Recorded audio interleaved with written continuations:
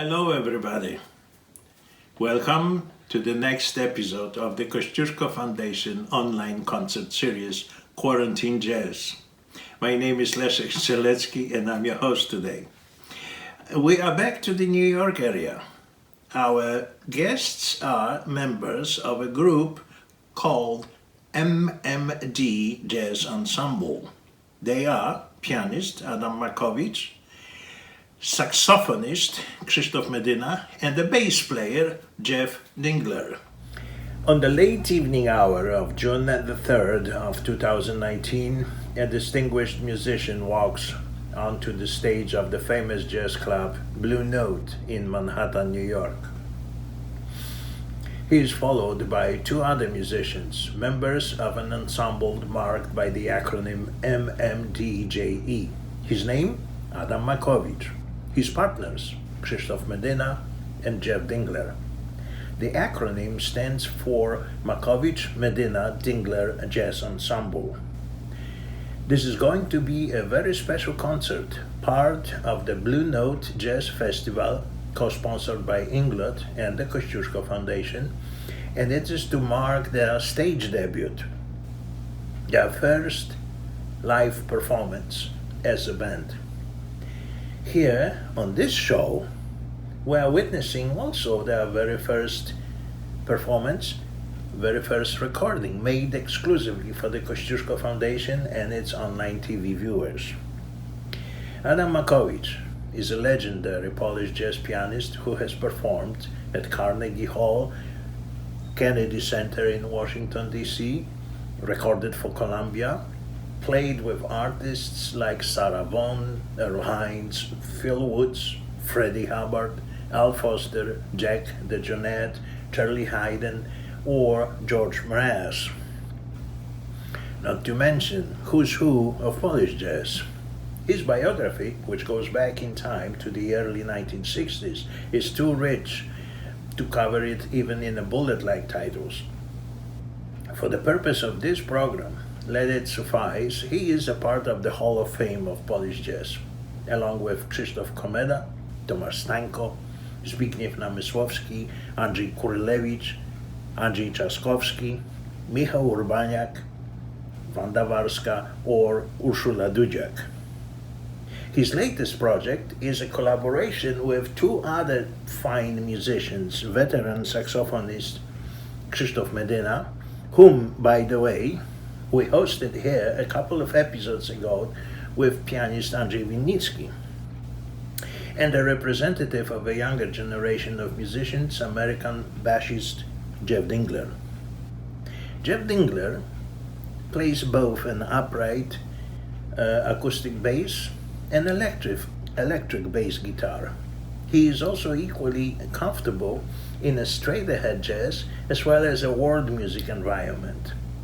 Jazz has worked either touring or recording with groups ranging from the Nelson Riddle Orchestra, the Addis Project, Dave Frank Quartet, to modern jazz and world music ensembles like Ecuadorian group Koyari, Kurdish musician Ozan Aksoy, or Szepik and Sejdo Salifowski Balkan Pepper.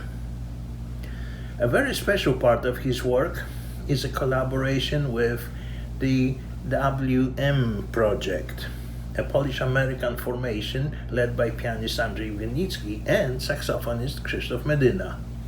The most current engagement is his work with this very jazz ensemble, MMD Jazz Ensemble. Jeff released two records as a band leader. Their titles Taking Root and In Transit. Jeff lives in Astoria, New York. And now, ladies and gentlemen, straight from the home studio in New York, Adam Makowicz, Krzysztof Medyna, Jeff Dingler.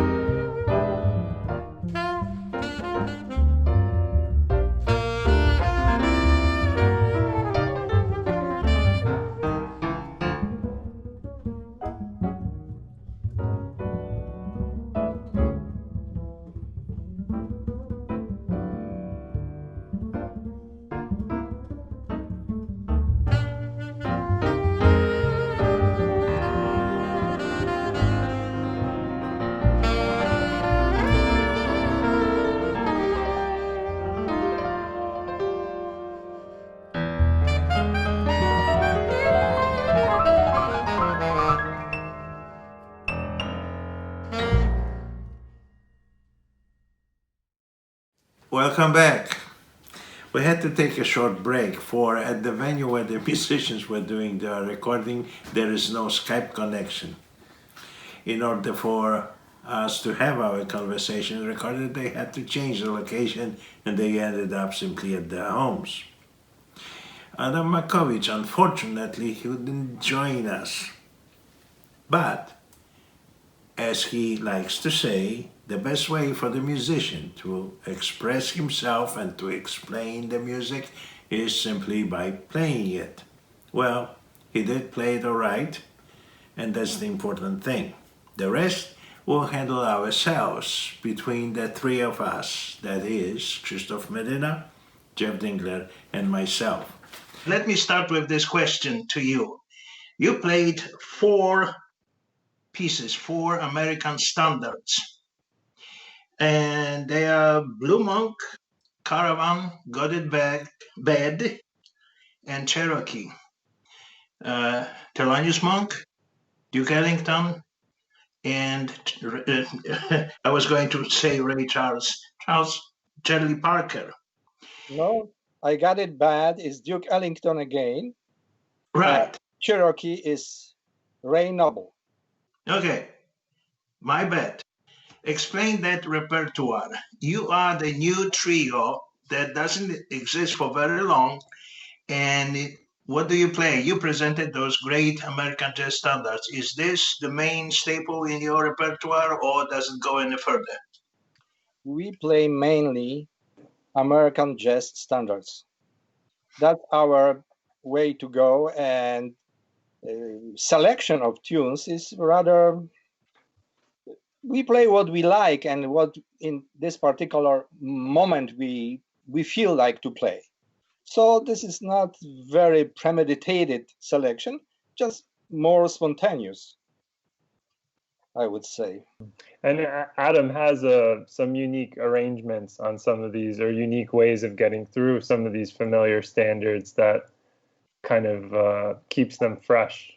Even though they're very familiar songs, there's ways that Adam approaches the arrangement that's makes it very fresh.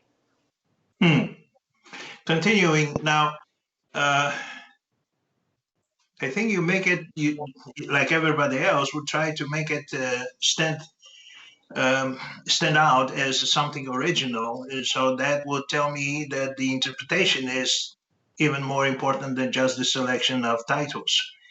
What is the concept that you apply to that music? You are absolutely right. The main thing for us is interpretation. And we cannot say, oh, we are not going to play those standards because they are old, because it doesn't make sense. Like, oh, I am not going to play Bach because Bach is old. Mm-hmm. That's irrational. So if we have our own feel for this particular standard, we just play it, and we have, this is kind of like a conversation between three of us. Yeah, that kind of repertoire, American songbook pieces, or pieces by Duke Ellington, they're a great sort of palette, like an artist would work with. They're a great canvas to improvise on, and it really allows for us to kind of have a communication over the tune, to interact and listen. Now, the two of you, both of you, are also members of another jazz formation that goes by the name WM Project, with Andrzej Winnicki and Michael Winnicki on drums, plus additional musicians. I could sense some substantial difference in the very concept of that organization, the way you play as a trio with Adam Makowicz, and as you did those arrangements, regardless of the fact that there's more instruments there, in that music run by Andrzej. Any further explanation on that? Speaking about WM Project, our latest record with Andrzej Winnicki, this concept is about composition and arrangement. Mm-hmm. Andrzej is the main arranger. Compositions, we had, I don't know, 5 our own and the rest, or 6 our own, the rest was the popular standards like Mercy, Mercy, but with the arrangement of Andrzej. And I would say that that direction is about composer, arranger. But our trio, as we mentioned before, is about interpretation. So our own at this moment. So this is totally different approach to the music, right? Sounds that way to me, but I couldn't put this in words very well. Jeff, anything to add? Yeah, it's just sort of coming from a different place, influence-wise. You know, I think with the WM project, it has more influences from jazz fusion and things like that. So we're sort of taking on different roles in the way we're playing. Like for myself, even the way I'm playing bass is very different between both groups. The same with me. My play on saxophone is also different in both cases. So yeah. Now, a little bit about your trio. Why it is not quartet? Typically, now of course, you know, I'm speaking with or from my basically quite fundamental ignorance of the matter. A trio is piano and the rhythm section composed of the bass and the drums. Now you play as a trio, but no drums. It's a saxophone. Is it deliberate? Is there a deeper concept behind it, or this is just the way it happened? But there is no trio. This is jazz ensemble. And okay, all right. I take it back.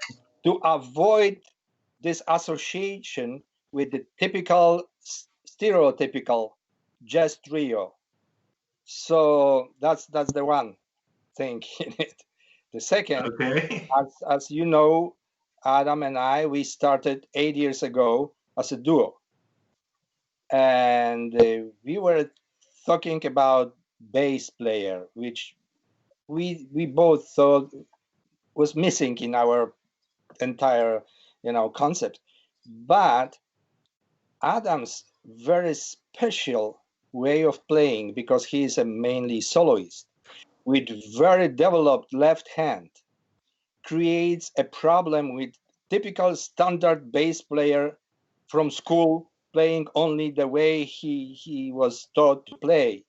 Mm-hmm. Because in the lower registers, it was just a disaster very often. And at some point, Jeff appeared, who is very special, intelligent, sensitive person, and he grasped this unique situation, musical situation, and he liked to play with Adam, and Adam was enjoying playing with Jeff. So we found the right person for the right spot. Not easy task in this particular case.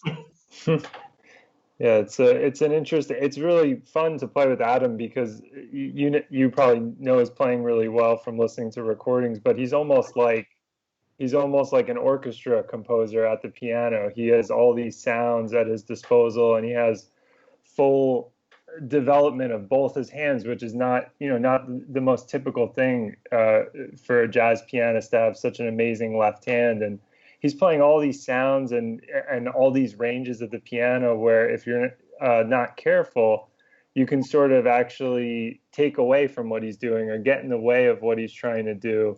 So it's sort of our goal. I almost think sometimes when I'm in the group, I'll think I'll put the hat on where I'm the regular bass player and I'm going to doom, doom, doom, playing what you typically hear. But other times,